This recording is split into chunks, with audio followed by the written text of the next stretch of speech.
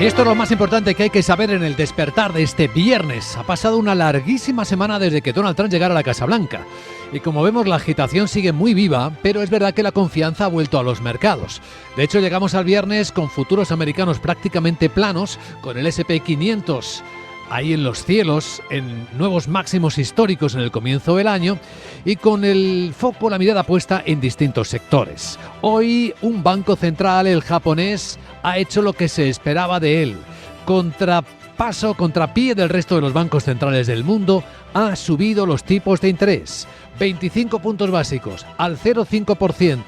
Las empresas japonesas no tenían una financiación tan cara desde el año 2008. Y fíjense lo que ha llovido desde entonces y las cosas que han sucedido. La inflación en Japón acabó el año casi el 2,5%. El propio Banco Central japonés ha elevado la previsión de inflación para este año. La ha revisado del 1,9 al 2,4%, por lo tanto muy por encima de su objetivo. Llamativo el contraste que se ve en los mercados y en los países del mundo. Reacciones inmediatas. Bueno, un poquito de rebote del yen. La bolsa de Tokio acaba de cerrar hace un minuto y lo ha hecho plana.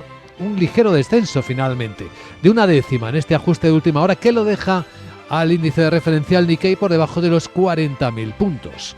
Cuando los futuros de las bolsas americanas vienen, como decíamos, planos, los europeos con ligero rebote, el Eurostoxx 24,5 décimas en 5.260. La escena sigue teniendo un gran protagonista, Donald Trump, también en el foro de Davos interactuando vía telemática, pidiendo a los europeos que sean más justos en el comercio, que es muy deficitario para los Estados Unidos. Europa ya ha ido respondiendo, lo veremos en nuestro resumen de noticias, que sí, que van a hablar de ello, incluso de comprar más energía, más armas a Estados Unidos, después de que Trump insistiera en que hay que elevar al 5% la inversión en defensa los socios de la OTAN. España está en el 1,28%, el más retrasado de los socios y con enormes dificultades para hacer nada, dada la debilidad, la fragilidad de un gobierno que es más que inestable en este instante, al que no les salen los decretos, leyes propuestos para aprobar en conjunto en el Parlamento. Como saben, eso es lo que está en el debate nacional. Y en el fondo, en el trasfondo, observando todos el precio de la energía. Curioso que Arabia Saudí haya comprometido a invertir en Estados Unidos más de 600.000 millones de dólares. Bueno, Trump bromeaba, decía que el jeque le iba a pedir hasta el billón, ya que era tan buena gente. En el mercado, el precio del petróleo, que es un buen reflejo de hasta qué punto se da credibilidad a que Trump va a conseguir rebajar los precios del petróleo, pues miren, la portada de Wall Street Journal de hoy, luego lo veremos en el resumen de prensa, reconoce, y también Financial Times, que las empresas de esquisto no ven tan claro que puedan perforar, como dice Trump, y bajar, por lo tanto, aumentar la producción y bajar los precios. De hecho, ahora mismo, lo que estamos viendo en los mercados del petróleo en todo el mundo, en Estados Unidos, es que el precio no baja más de los $74,5 que tocó esta semana. En Europa tampoco. El Brent está en 78,20. Es el nivel más bajo, estaba en 82, recuerdan, o sea, estaba $4 más caro al principio de la semana cuando Trump todavía no se había sentado en el despacho oval. Trump hablaba insistentemente de esto, del petróleo. También voy a pedir a Arabia Saudí y a la OPEP que bajen el precio del petróleo. Tienen que bajarlo. Si el precio baja, la guerra entre Rusia y Ucrania terminará inmediatamente. Debieron haberlo hecho hace tiempo. Son responsables del conflicto en el que están muriendo miles de personas. Trump lo conecta todo. El precio del petróleo. También pide a la Fed y a los demás bancos centrales que bajen más los tipos de interés. La escena efectivamente está para muchos confusa, para otros mezclada, cosas que no deberían mezclarse, pero la realidad es esta, es que todo está conectado en la economía. Del lado de la inversión, hoy vamos a ocuparnos en Clave Inteligencia Económica en Capital Radio. ¿Cómo va la inversión en nuevos proyectos en España? El Venture Capital, el Private Equity. Estará con nosotros en media hora el vicepresidente de Spain Cap, Andrés Dancausa, contándonos en primera persona cómo están la oferta de proyectos, cómo está el interés por la inversión en un país en el que la seguridad jurídica no es precisamente lo más llamativo. Y tras la entrevista, hoy en la gran tertulia de la economía nos ayudarán a dar contexto a las historias de la mañana Antonio Sanabria, Marisa Estevez y Hermenegildo Altozano.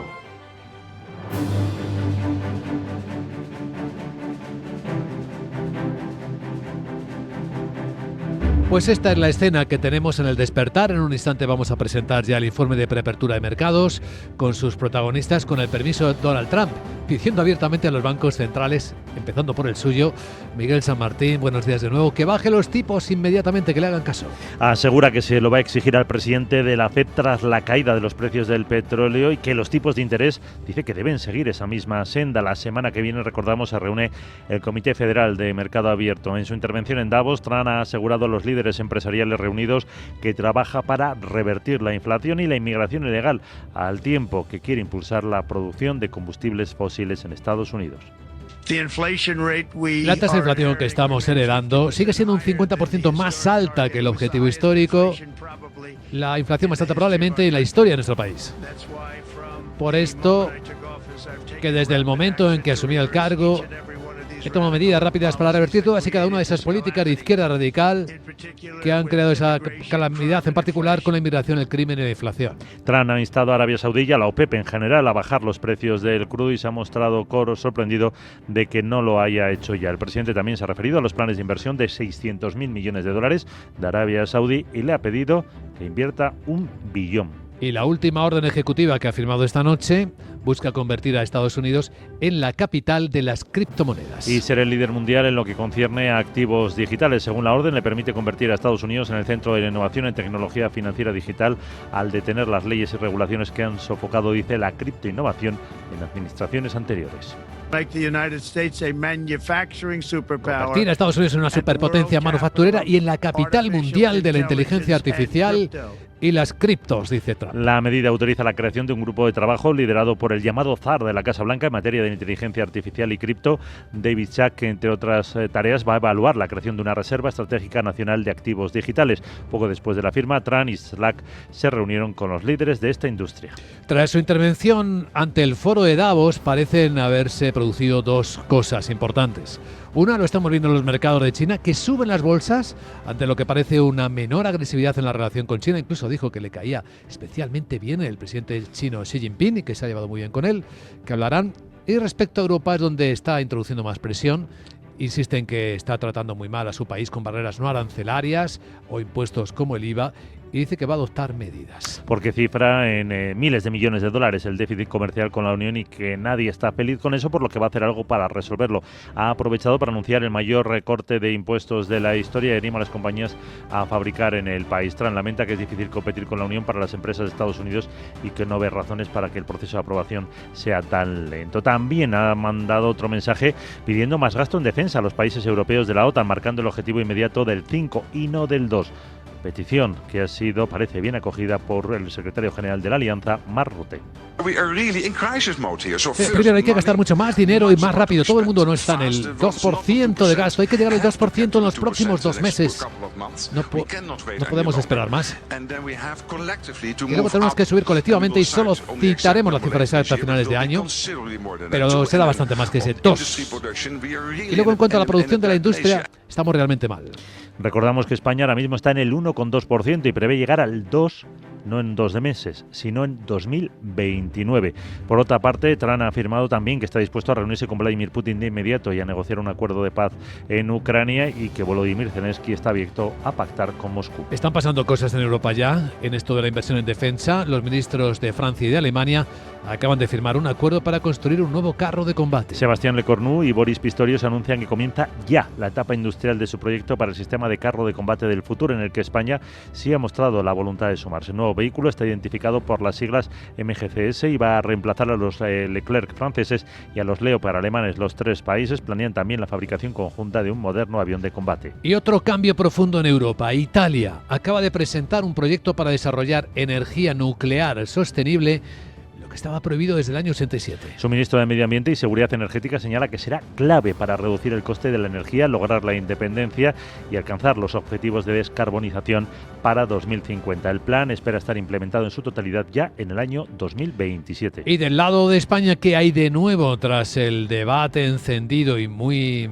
manipulado sobre lo que ocurrió en el Parlamento anteayer? Bueno, pues el Partido Popular ha registrado una proposición de ley en el Congreso para prorrogar las ayudas al transporte público. Que es prácticamente la misma que la recogida en el decreto ley ómnibus derogado el día anterior. Eso sí, el calendario de una proposición de ley es más lento que un decreto de ley urgente de inmediata aplicación para, primero, debe dar su conformidad al Gobierno, dispone de 30 días para ello, luego hay que debatir su toma en consideración y, en caso afirmativo, tramitarse en ponencia, comisión y pleno, lo que puede exigir varios meses. Mientras tanto, la mayoría de las comunidades autónomas y los ayuntamientos de las grandes ciudades mantendrán de momento los descuentos. Varias indican que será de forma temporal hasta final de enero, mientras el Gobierno tramite otra fórmula para su subvención, aunque otras van más allá y apuntan a que durante todo el año lo van a aportar, como Asturias o Galicia.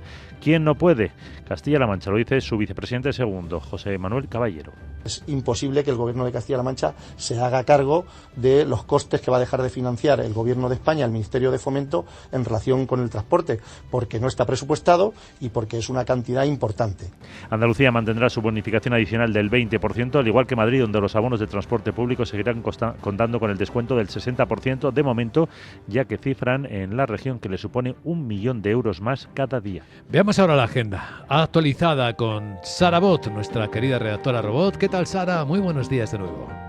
Muy buenos días, Luis Vicente. Ya no hace falta que te diga que es viernes en un día de publicación de PMI del sector manufacturero de diciembre en las principales economías. En Estados Unidos, además de ese dato, también se publican las ventas de viviendas de segunda mano de diciembre y la confianza de los consumidores de la Universidad de Michigan. En España, el INE publica el índice de precios industriales y cifras de coyuntura hotelera de diciembre de 2024. La presidenta del Banco Central Europeo, Christine Lagarde, y la directora gerente del Fondo Monetario Internacional, Kristalina Georgieva, debaten sobre perspectivas económicas en la jornada de cierre del Foro de Davos. Bueno, hoy se celebra el Día Mundial de la Educación y hay otro que es solo en España y que me afecta mucho a mí. ¿Cuál? A ti no sé. ¿No? Jeje. ¿Cuál? Ahí va la pista. A ver. Y Gustavo, el reportero más dicharachero del barrio Sésamo. Pues sí, es el Día del Periodista, que se celebra el 24 de enero porque coincide con el patrón de los periodistas y escritores, San Francisco de Sales. Para celebrarlo me podías hacer un regalito, ¿no crees? Ahora me dices, felicidades a todos, chao. Ahora te digo un regalito a ti, ¿por qué razón? ¿Eres reportera dicharachera? Bueno, un poco sí. Gracias, querida Sara. A continuación, en Capital Radio, ya en serio, adelantamos las claves y las fuerzas que moverán hoy el mercado.